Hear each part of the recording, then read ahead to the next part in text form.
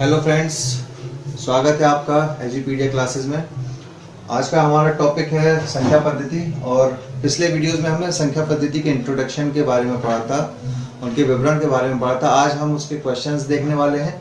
पिछली जो 2 क्लासेस हुई है उसमें हमने पूरा इंट्रोडक्शन देखा है, पूरा इसको डिटेल में पढ़ा है। तो आज हम उसके क्वेश्चंस करने जा रहे हैं और कैसे कैसे इसके क्वेश्चंस आपके आते हैं एमपीटीईटी में। तो आज हम उन सारे क्वेश्चंस को देखते हैं एक-एक करके। तो चलिए पहले देखते हैं पहला क्वेश्चंस।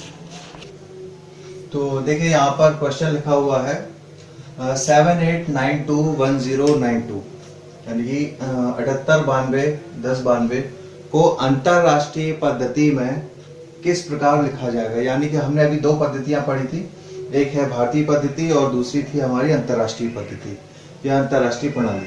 तो यहाँ पर वो पूछा है आपसे कि ये जो नंबर दिया है इसको अंतरराष्ट्रीय पद्धति अंतरराष्ट्रीय प्रणाली में किस प्रकार लिखा जाएगा। तो आपको मैंने इंट्रोडक्शन का जो वीडियो था उसमें अगर आपने अच्छे से उसको पढ़ा होगा तो इसको देखते ही आपको बन जाएगा कि अंतरराष्ट्रीय प्रणाली में हम कैसे लिखते हैं और भारतीय प्रणाली में हम कैसे लिखते हैं। तो अंतरराष्ट्रीय प्रणाली में आपको पता है हम मिलियन बिलियन की बात करते हैं।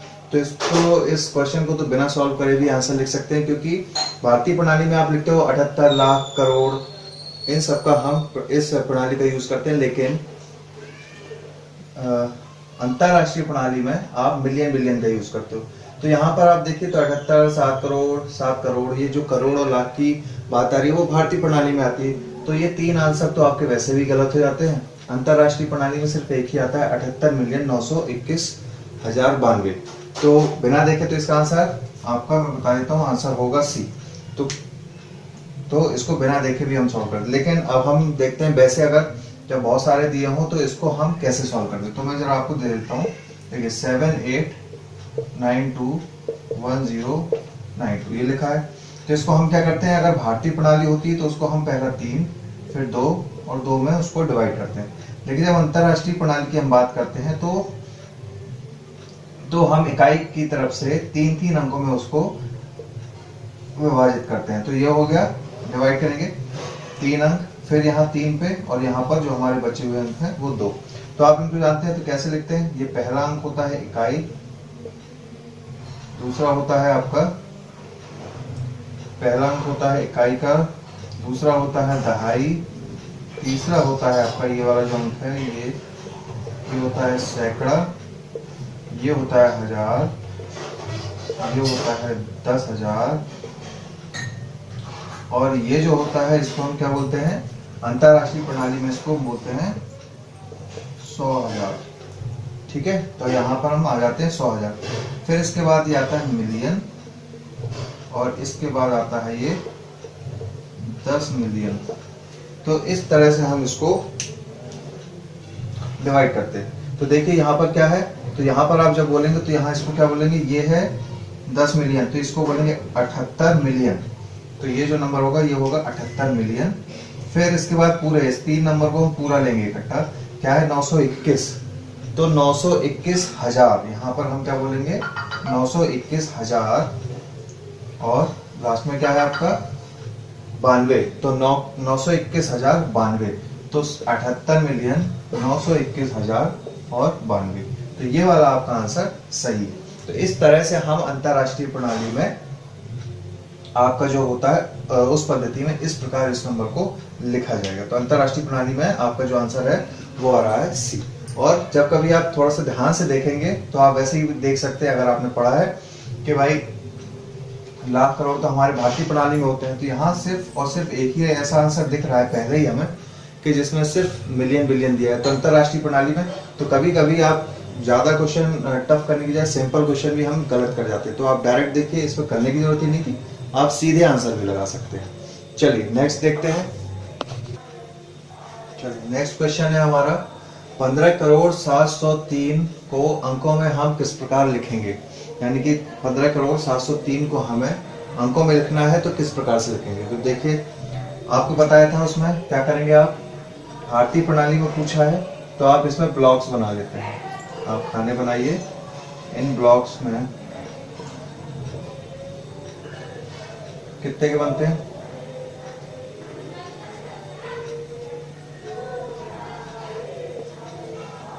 तो इस टाइप से हम बना लेते हैं। क्या होता है, इकाई, दहाई, सैकड़ा, हजार, 10,000, लाख, 10 लाख, करोड़ और 10 करोड़। ठीक है, तो हमने 10 करोड़ में, तो यहाँ पे लिखा है सबसे पहले 15 करोड़, तो 15 करोड़ वाले में आप 15 लिख दीजिए। ठीक है, यहाँ पर आपको मैं कई बता चुका हूँ, तो आप जल्दी से करिएगा। यहाँ पर ये इकाई, दहाई, सैकड़ा, हजार, 10,000, लाख, 10 लाख, करोड़, 10 करोड़। तो 10 करोड़ वाले में हम क्या लिखेंगे, यहाँ दिया है 15 करोड़, तो 15 करोड़ वाले हमने खाने में भर दिया। फिर 703, कुछ नहीं है बीच में, सीधा है आपका 703, तो 700 यानी कि सैकड़े वाले में आता है 703। ये 3 खाने में हमने 703 भर दिए। 20 के जितने भी खाने रहते हैं या 20 के जितने भी ब्लॉक्स हैं, उनको हम क्या लिख देते हैं, उनमें हम 0 लिख देते हैं। तो आपका नंबर जो हो जाएगा वो हो जाएगा 15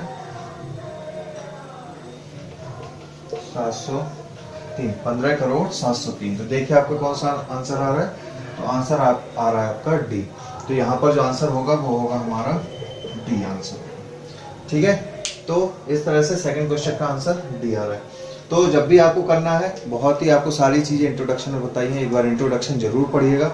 इंट्रोडक्शन अगर आपने अच्छे से पढ़ लिया है तो आपको ये क्वेश्चंस बहुत ही आसानी से बनेंगे, जल्दी करेंगे। और यहाँ पर हमारा मैटर यही करता है कि हम क्वेश्चंस को कितनी जल्दी करते हैं, कितनी फास्ट करते हैं, क्योंकि टाइम हमारे पास बहुत कम रहता है और क्वेश्चंस हमें ज़्यादा करने होते हैं। तो हमें क्वेश्चन को फास्ट भी करना है और साथ में सही भी करना है कि हमारे करे हुए क्वेश्चन सारे सही हों। ये नहीं कि हम छोटी छोटी मिस्टेक्स करके वहाँ पर उन क्वेश्चंस को, आते हुए क्वेश्चंस को गलत करें। तो इस चीज़ का हमें खास तौर से ध्यान रखना है। चलिए हम देखते हैं नेक्स्ट क्वेश्चन। इस क्वेश्चन में दिया हुआ है 67,255,067 को अंकों में लिखे। अंतरराष्ट्रीय प्रणाली का ये हमारा क्वेश्चन है। तो इस प्रश्न में हम क्या देख रहे हैं कि आपको क्या दिया है, 67 मिलियन। तो फिर हम वही ब्लॉक्स बनाएंगे, 3 के ब्लॉक्स बनते हैं, आपको पता है। तो यहाँ पे 67 मिलियन दिया था, इसलिए हमने क्या बना लिया, इकाई, दहाई, सैकड़ा, हजार, 10,000, 100,000, मिलियन और 10 मिलियन। एक बार फिर से मैं बता देता हूँ, इकाई, दहाई, सैकड़ा, हजार, 10,000, 100,000, ये होता है मिलियन और ये होता है 10 मिलियन। तो इस तरह से हम क्या करेंगे, इसको लिखेंगे। तो यहाँ पर कितना है आपका 67,255। तो 67 मिलियन दिया हुआ है, तो यहाँ पर 3 के बनाते हैं। ये देखिए, पहले 3 के, फिर दूसरे 3 के, और फिर यहाँ पर हमने 2 के ही बनाए, तीसरे की हमें जरूरत नहीं थी, बनाने के लिए बना सकते हैं। ये 100 मिलियन होता है। तो यहाँ पे दिया है 67 मिलियन, तो 67 मिलियन कर दिया आपने। 67 मिलियन के बाद 255,000, तो 1000, 10,000, 100,000, 255, ये सैकड़े में था 1000 पूरा, इसलिए 255,000 और 67, तो ये हो गया 67। अब हमारा क्या बचा है, 55,067। तो 20 का 1 का जो खाना बचा है वहां पर हम क्या लगा देंगे, 0 लगा देंगे। तो आपका इसकी हमें जरूरत नहीं है, इसलिए हम हटा देते हैं। तो आपका आंसर हो जाता है 67,255,067। देखिए आपको कौन सा आंसर इससे मैच कर रहा है, आपका मैच कर रहा है पहला वाला आंसर। तो आंसर आपका कौन सा होगा, ए। इस क्वेश्चन का आंसर होगा आपका ए। नेक्स्ट क्वेश्चन है हमारा फोर्थ क्वेश्चन। 999 के यानी कि 999 के पूर्ववर्ती की परिवर्ती संख्या क्या होगी। तो यहाँ पर हमें क्या निकालना है, 999 के पूर्ववर्ती। तो सबसे पहले हम क्या निकालेंगे, क्या दिया हमें, 999 का पूर्ववर्ती निकालनी है, फिर के परिवर्ती। तो 999 के पूर्ववर्ती निकाल के फिर उसका हम परिवर्ती निकालेंगे और वो संख्या हमको बतानी है। तो 999 का हम क्या करते हैं, सबसे पहले पूर्ववर्ती निकालते हैं। पूर्ववर्ती निकालने के लिए आपको पता है कि हम क्या करते हैं, -1 करते हैं, या हम स्पेशल लिख लें -1 करते हैं। तो इसका पूर्ववर्ती क्या हो गया, ये आपका पूर्ववर्ती हो गया। इस पूर्ववर्ती का परिवर्ती, अब हमें पूर्ववर्ती का परिवर्ती निकालना है, पूर्ववर्ती का परिवर्ती निकालना है। तो परिवर्ती के लिए हम यहाँ पर क्या करते हैं, फिर से 1 ऐड कर देते हैं, यानी कि 1 को ऐड कर देंगे, 1 जोड़ देंगे, तो आपका परिवर्ती क्या आ जाएगा, 999। तो आंसर कहाँ मैच कर रहा है आपका, 999 यानी कि डी। तो इस क्वेश्चन का जो आंसर है वो है डी। ठीक है, समझ गए ना आप लोग कि 999 के पूर्ववर्ती की परिवर्ती। तो सबसे पहले हम क्या करेंगे, 999 की पूर्ववर्ती संख्या निकालेंगे, फिर वो उसके बाद पूछा कि परिवर्ती संख्या क्या है। तो 999 का पूर्ववर्ती यानी कि -1 और परिवर्ती यानी कि +1। तो उसके बाद हमारा आंसर आ रहा है 999। ठीक है, कोई डाउट हो आपको? अगर जितने भी मैं क्वेश्चन करा रहा हूँ आपको समझ में नहीं आ रहे हैं या मेरी भाषा समझ में नहीं आ रही है तो आप कमेंट कर सकते हैं। आपको जो भी क्वेश्चन नहीं आएगा या जो भी चीज़ समझ में नहीं आएगी मैं आपको वीडियो में या कमेंट करके बता दूंगा या उसको नेक्स्ट वीडियो में आपको फिर से समझा दूंगा। तो अगर आपको कहीं दिक्कत हो रही है, कोई प्रॉब्लम आ रही है तो आप कमेंट बॉक्स में कमेंट कर सकते हैं। चलिए देखते हैं नेक्स्ट क्वेश्चन है आपका 98 को रोमन पद्धति में किस प्रकार लिखा जाएगा। चलिए मैं यहाँ पर आपको डायरेक्ट बता देता हूँ कि 98 को हम कैसे लिखेंगे। तो रोमन पद्धति को हमने लिखना सीखा था। क्या करते हैं, 98 लिखेंगे आप। 98 को हम पास के जो उसके पास की 90s की संख्या होती है 90s की, उसके पास में इसको तोड़ लेते हैं। तो इसको हम क्या लिख सकते हैं, 90 + 8। ठीक है, इसको हम हमेशा पॉजिटिव में ही सॉल्व करते हैं। तो यहाँ पर हम क्या लिख सकते हैं, 90 और +8। तो 98 को हम क्या करते हैं, कैसे लिखते हैं, हमारा जो 100 होता है वो क्या होता है, C। रोमन संख्या में आपने पढ़ा होगा L को 50 से शो करते हैं और C को 100 से शो करते हैं। तो C को 100 से शो करेंगे तो यहाँ पर अगर हम लिखेंगे C तो ये हो जाएगा 100। लेकिन जब हमें 10 माइनस करना होता है तो उसके पहले दाएं साइड में बाएं साइड में हम जो भी संख्या होती है जितने से माइनस करना है उसको लिख देते हैं। तो यहाँ पर हमें 100 से माइनस करना था 10 को, तो उसके पहले हमने x लिख दिया, यानी x की वैल्यू क्या होती है रोमन संख्या में, 10 होती है। x होता है आपका 10। तो xc, और जो भी बड़ी संख्या से पहले अगर छोटी संख्या का यूज किया जाता है तो वो उससे माइनस होता है। तो ये हो गया हमारा 90। और इसके बाद +8 को हम कैसे लिखते हैं, +8 को आप 5 + 3 में लिख सकते हैं। तो 5 + 3 कैसे होगा, xc, और 5 हो जाता है आपका v, और यहाँ पे 3 ये हो गया आपका। तो इस तरह हम हमारा जो आंसर आएगा वो xc, ये आपका 98, ये रोमन संख्या में क्या है आपका 98। इसको हम लिखते हैं 98 की तरह। ठीक है, आ गया होगा आपको। चलिए नेक्स्ट क्वेश्चन देखते हैं। नेक्स्ट क्वेश्चन में आपका दिया है 4 अंकों वाली बृहत्तम तथा न्यूनतम संख्याओं का योगफल है।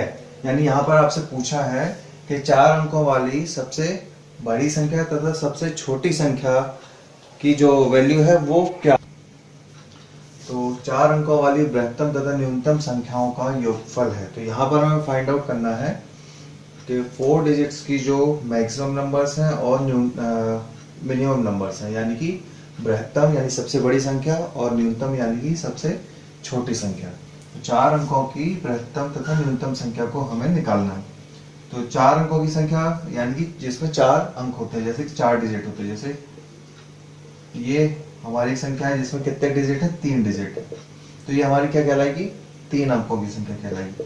जैसे मैंने लिख दिया 1001, तो ये कैसी है, ये 4 अंकों की एक संख्या है। तो सबसे पहले तो हम ये सीखते हैं कि 4 अंकों वाली बृहत्तम और न्यूनतम संख्या को हम कैसे निकालेंगे। तो 4 अंकों की संख्या आप देखिए, जहां से आपका स्टार्ट होता है, न्यूनतम संख्या क्या होगी, जहां से 4 अंक की संख्या आपकी शुरू होती है। तो हम देखते हैं कि 4 अंकों की जो न्यूनतम संख्या है वो होती है 1000, और 3 अंकों की बृहत्तम यानी बड़ी संख्या जो होती है, 3 अंकों की बृहत्तम संख्या होती है 999। और जैसे ही हम एक डिजिट यानी कि +1 करेंगे तो वो 4 अंकों की संख्या बन जाएगी। तो यानी कि 4 अंकों की जो संख्या है न्यूनतम वो कहलाती है 1000। ऐसे ही जो 3 अंकों की बड़ी संख्या है 999, तो 4 अंकों की बड़ी संख्या के लिए हम क्या लिखेंगे, 4 बार 9 लिखते हैं। जितने अंकों की बड़ी संख्या, सबसे बड़ी संख्या आपसे पूछी जाए तो आप उतने ही बार उसमें 9 लिखेंगे, और जितनी छोटी पूछा है उसमें आप उतने ही एक के बाद 0 लगाएंगे। तो 4 अंकों की छोटी संख्या आपकी ये हो गई, यानी कि ये छोटी हो गई, और ये आपकी बड़ी संख्या हो गई। तो इन दो संख्याओं का, 4 अंकों की बृहत्तम तथा न्यूनतम संख्याओं का उसने योगफल पूछा है। तो यहाँ पर हम लिखेंगे, इसको हम क्या कर देंगे, ऐड कर देंगे। तो ऐड करने के बाद आपको क्या मिलेगा, nine nines and nine tens, तो 10,999 यानी कि 10,999। तो आपका आंसर कितना है? 10,999 यानी कि सी वाला। तो इस क्वेश्चन का आंसर आपका होगा सी। चलिए नेक्स्ट क्वेश्चन देखिए। यहाँ पर हम दो क्वेश्चन देख रहे हैं। आपका 7 नंबर का क्वेश्चन है 10,000, 10 इकाई, 10 दहाई बराबर है। तो यानी 10,000 प्लस 10 इकाई प्लस 10 दहाई बराबर है। तो यहाँ पर हम इसको कैसे करते हैं, पहले हम 7 नंबर का क्वेश्चन देखते हैं। यहाँ पर आपको दिया है 10,000, फिर आपको बताना है प्लस 10 इकाई, और फिर आपको बताना है प्लस करके 10 दहाई। तो इसका आंसर आपको निकालना है ऐड करके क्या होगा।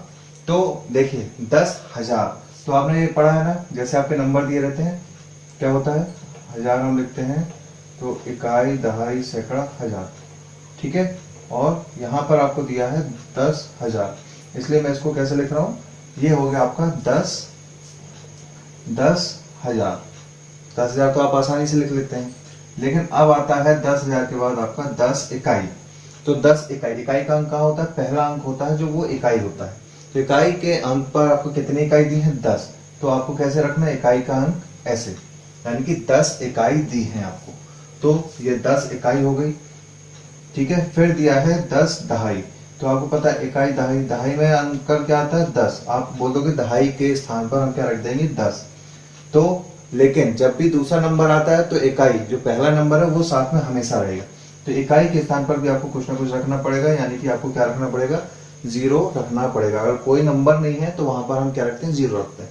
इसलिए जब दहाई दिया है तो दहाई के स्थान पर हम 10 रखेंगे, और इकाई के स्थान पर हम क्या रखेंगे, यहाँ पर 0 रखेंगे। तो इस टाइप इस तरह ये हो जाएगा आपका 10 दहाई। तो इन तीनों को ऐड करके आपको बताना था कि ये कितना होगा। तो देखिए 10 दहाई और 10 इकाई का आपको 10,000 में ऐड करना है। तो ऐड करेंगे तो कितना आएगा, 0 1 1 0 1। बड़ा सिंपल सा क्वेश्चन है, लेकिन ये जो आपके टर्म आते हैं 10 इकाई 10 दहाई, यहाँ पर बहुत सारे लोग कंफ्यूज हो जाते हैं। तो आपको उससे बचना है, क्या दिया है इसको अच्छे से समझना है। जब बोला है 10 इकाई, तो इकाई के स्थान पर आपको जो एक नंबर होता है वहां पर आपको 10 रखना है, ठीक है। तो 10 इकाई हो गई है, और 10 दहाई, दहाई के स्थान पर रखना है, लेकिन उसके बाद जो इकाई का अंक रहता है वहां पर आपको कोई ना कोई नंबर रखना पड़ेगा। अगर आपको कोई नंबर नहीं दिया है तो आप क्या रखेंगे, उसके स्थान पर 0 रखेंगे। तो इस तरह से हमें ये मिल जाता है आंसर। तो आंसर है आपका, देखिए मैच कौन सा कर रहा है आपका आंसर, ए आंसर आपका इससे मैच कर रहा है। तो 7 नंबर क्वेश्चन का जो आंसर है वो ए होगा, ठीक है। दोस्तों आगे का जो क्वेश्चन है वो दिया हुआ है 8th वाला। 8th वाले में हम देखेंगे तो आपको दिया हुआ है 1715.271 में 7 के स्थानीय मानों का अंतर है। तो यहाँ पर हमें क्या निकालना है, हमने पढ़ा था स्थानीय मान, अंकित मान, जातीय मान और वास्तविक मान। 2 अंकों के मान पढ़े थे, वास्तविक मान, अंकित मान और जातीय मान। ये तीनों एक ही होते हैं और स्थानीय मान अलग होते हैं।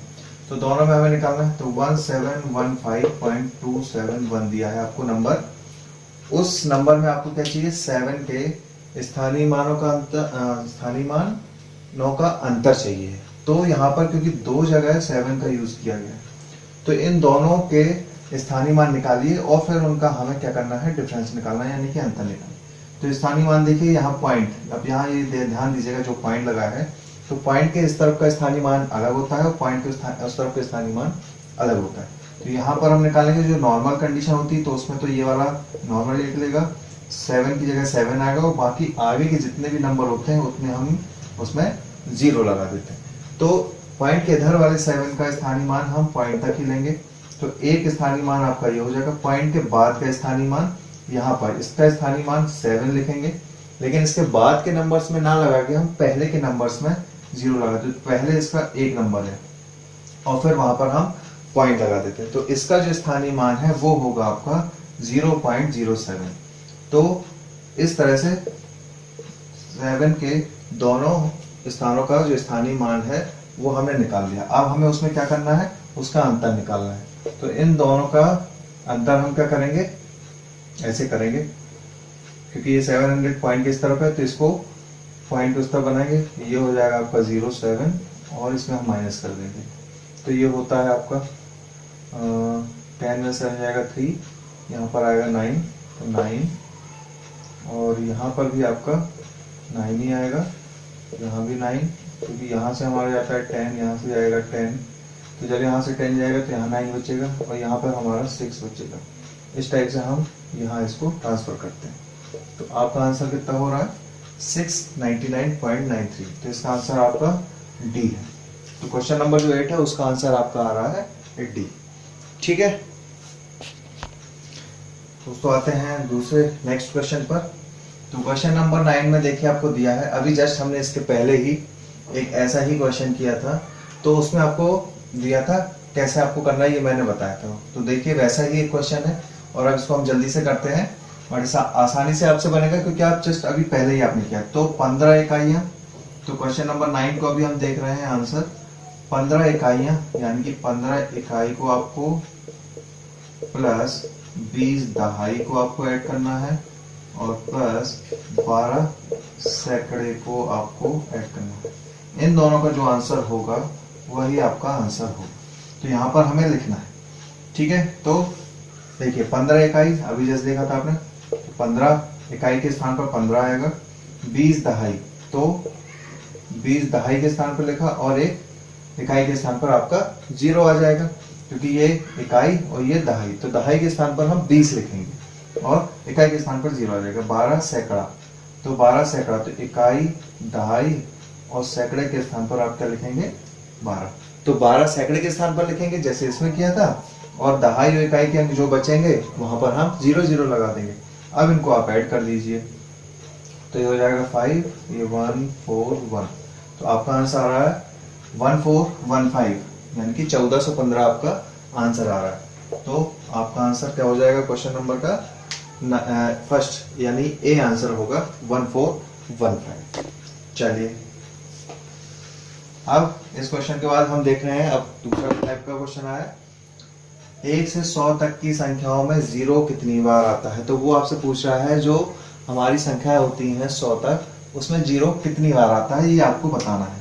तो देखिए 1 से 100 तक अब हम गिनती लिखेंगे, तो 1 2 3, तो आप देख रहे हैं पहले 9 तक कोई 0 नहीं है, 10 पे आपका सीधे 0 आएगा, फिर आप लिखेंगे 11 12, आगे जाएंगे तो 19 20, तो 19 तक भी कोई 0 नहीं, तो आपको यहाँ देख रहे हैं 10 पे 0 है, 20 पे 0, इसी तरह से 30 40 50 60 70 80 90, और संख्या हमें दी है 100, तो ये 100 तक हमें संख्या लिखी, सिर्फ यहीं तक 0 आएगा, बाकी आप जानते हैं कहीं 0 नहीं आता है, क्योंकि हम यहाँ पे सारे नंबर्स हमने देख लिए। देखिए 1 2 3 4 5 6 7 8 9, 9 के बाद सीधे 10 पे 0, तो बाकी संख्याएं भी आपने गिनती पढ़ी है, सारी गिनती में कहीं भी कहाँ मिलेगा, यही 0 मिलेगा, 100।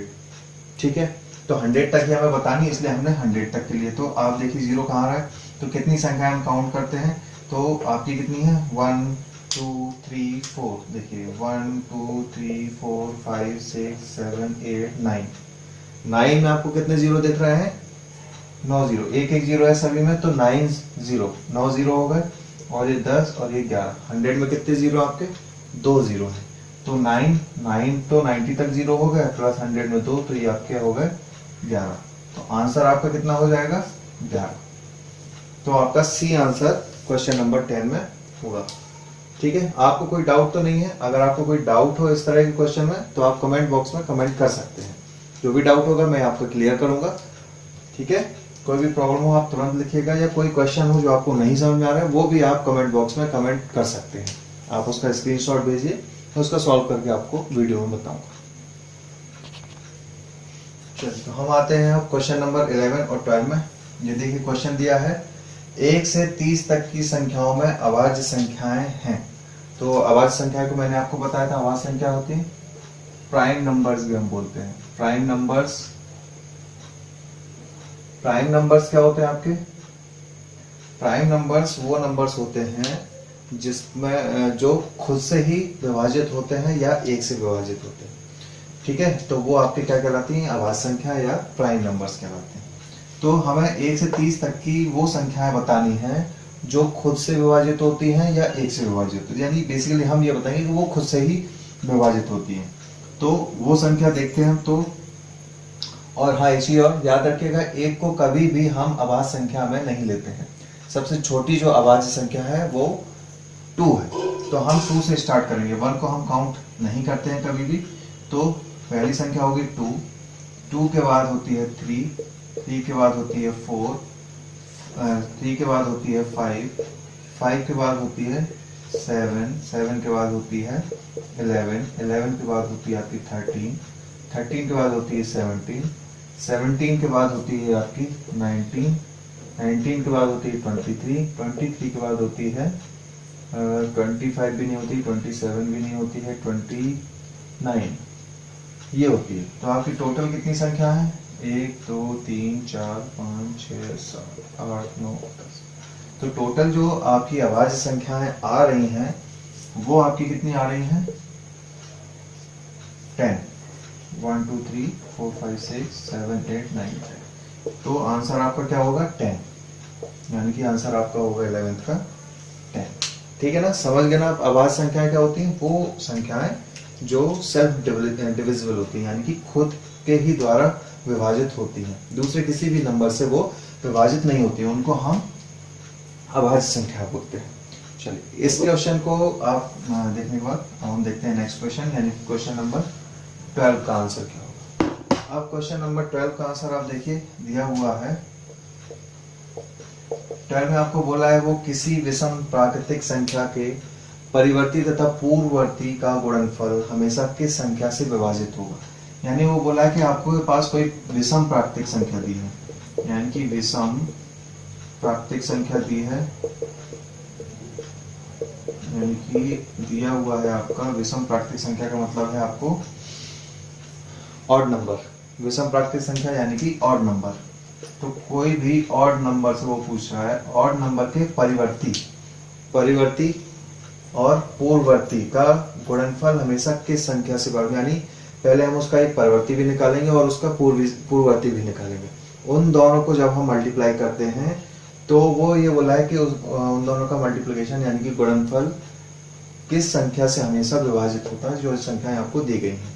तो यहाँ पर हम मान लेते हैं कि मान लीजिए यहाँ पर थोड़ा सा हम एक जनरल कंडीशन लेंगे कि विषम संख्या, कोई भी विषम संख्या तो हम ले सकते हैं। तो मान लीजिए x एक विषम संख्या है, हमने लेट माना कि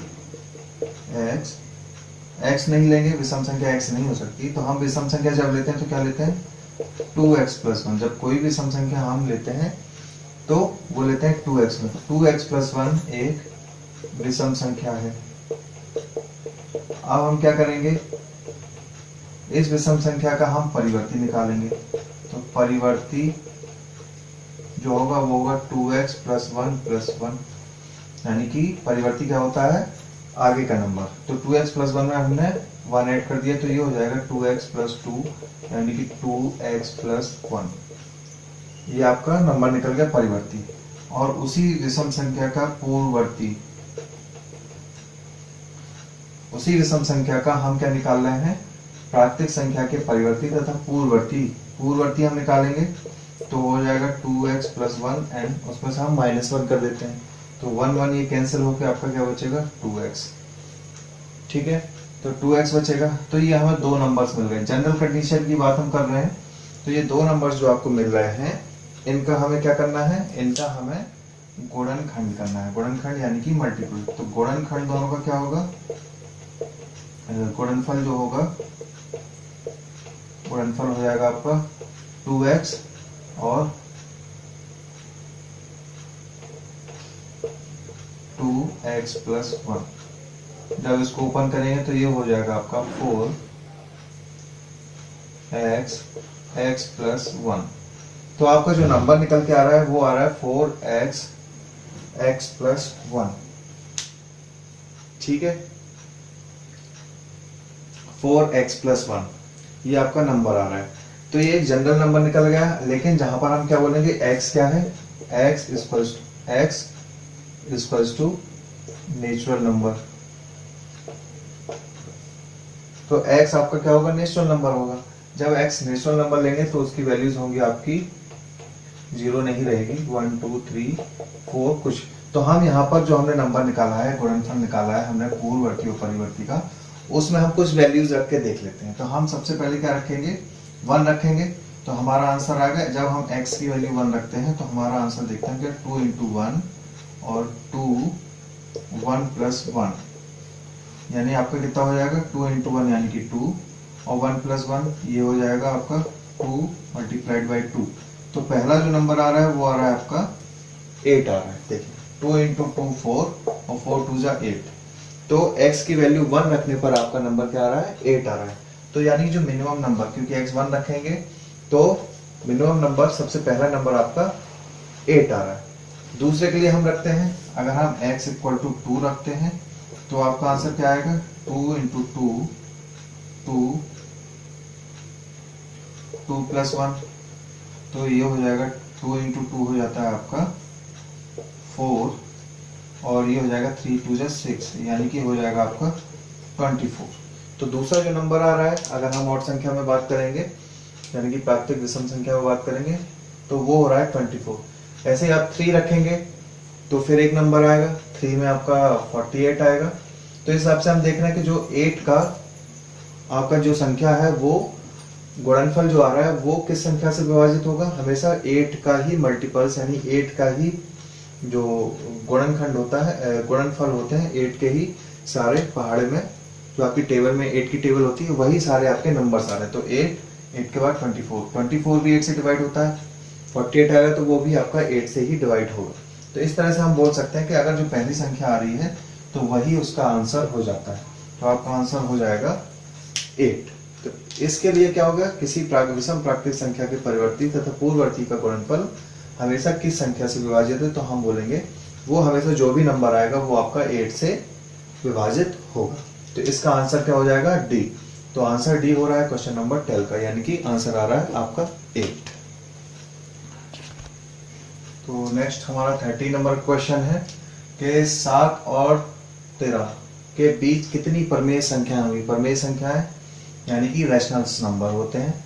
तो आपको बताया था परमेय संख्याएं कितनी होंगी, हमें ये बताना है। तो याद रखिएगा कोई भी नंबर के बीच में अगर आपसे पूछा जाए कितनी परमेय संख्या होगी तो हम उसको काउंट नहीं कर सकते।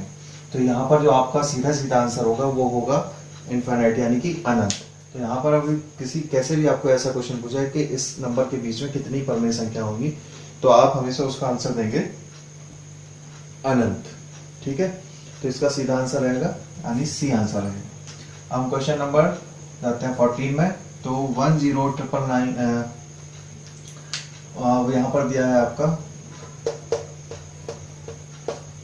यहाँ पर दिया है आपका 10,99,999 यानी कि 10,99,999 की परिवर्ती संख्या होगी। तो इस नंबर की आपको परिवर्ती संख्या बतानी है।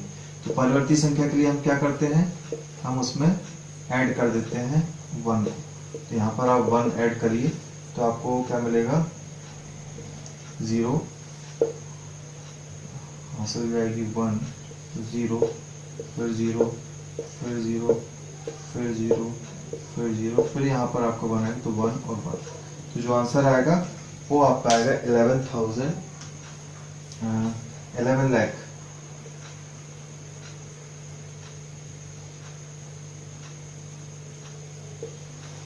यहाँ पर आपका आंसर आ रहा है 1 करोड़ 10 लाख। 1 करोड़ 10 लाख। तो आपका आंसर क्या होगा, यहाँ पर आंसर आपका नहीं दिया है, शायद क्वेश्चन में गलती है। एक बार मैं चेक कर लेता हूँ। चलिए मैं इसको फिर से कर देता हूँ। मैंने आंसर में जो ऑप्शन थे वो गलत लिख दिए थे, दूसरे क्वेश्चन के आंसर लिख दिए थे। ये है आपका क्वेश्चन। और यहाँ पर हम देखते हैं कि कितना दिया है 10 और जो आपके 9 दिए हैं वो 5 टाइम्स दिए हैं। तो 5 टाइम्स में जब हम परिवर्ती संख्या यानी कि 1 ऐड करेंगे तो आपका 0 0 0 0 0 1 1। तो ये आपका आंसर होगा। ठीक है, 11 लाख। तो ये आपका आंसर इससे मैच कर रहा है। डी वाला आंसर आपका होगा, ये इससे मैच करना है। सिर्फ क्या परिवर्ती संख्या निकालना है, नंबर आपको दिया है तो जस्ट हमें 1 ऐड करना है। ये बहुत ही सिंपल क्वेश्चन है और सबको आपको समझ में आ ही गया होगा परिवर्ती संख्या क्या होती है। नेक्स्ट, तो हमारा 15 नंबर क्वेश्चन है। संख्या दी है आपको 5368795 में दोनों 5 के स्थानीय मान के अंतर का दोगुना कितना होगा। तो स्थानीय मान अभी हमने देखा था, पीछे क्वेश्चन भी इसके कुछ देखे हैं। तो हमें क्या निकालना है, 5 का स्थानीय मान का अंतर निकालना है। तो देखिए यहाँ पे 5 का जो स्थानीय मान होगा 1 2 3 4 5 6 नंबर्स हैं। तो यहाँ पर हम 6 जीरो रख देंगे और यहाँ पर 5 का स्थानीय मान आपका क्या होगा, 5 होगा, क्योंकि आगे यहाँ पर कोई भी नंबर नहीं है, कोई भी संख्या नहीं है। तो इन दोनों का अंतर हमें निकालना है। तो हम निकाल देते हैं अंतर, यहाँ पर हम माइनस करेंगे। तो आपका यहाँ पर 10 में से 5 जाएगा तो 5, यहाँ पर फिर ये 9, ये 9, ये 9 9 9 और ये 4। तो आपका आंसर अभी आंसर नहीं आया है, क्योंकि यहाँ पर दिया है कि दोनों 5 के स्थानीय मान के अंतर का दोगुना कितना है, यानी यहाँ पर आपका पूछा है कि इस नंबर का डबल कितना होगा। तो यहाँ पर हमें क्या करना पड़ेगा, ये अंतर निकालने के बाद इसमें 2 का मल्टीप्लाई करना होगा। तो यहाँ पर हम डबल कर रहे हैं। तो 5 2 ज़ा 10 यानी कि 1, 18 8 19 का 9, 9 18 19 का 9, 18 19 का 9, 18 19 का 9, 18 19 का 9, 8 and 9। तो आप मल्टीप्लाई करेंगे तो आपको क्या मिलेगा,